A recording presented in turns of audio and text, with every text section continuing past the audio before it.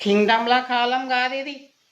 నువ్వు మర్చిపోయిక నువ్వు సీఎంగా ఉన్నావు, నీ కొడుకు సీఎం అవుతాడు, మళ్ళీ వాడి కొడుకే సీఎం అవుతాడు, మళ్ళీ వాడి కొడుకే సీఎం అవుతాడు అని అనుకోవద్దు. ఇది ప్రజాస్వామ్యం. అర్థమయ్యిందా? ఇక్కడ నువ్వు సీఎంగా నెరవేర్చే కోరికలన్నీ, ప్రజలకు నెరవేర్చే కోరికలన్నీ నెరవేరిస్తేనే సీఎంగా 10 కాలాల పాటు ఉంటావు.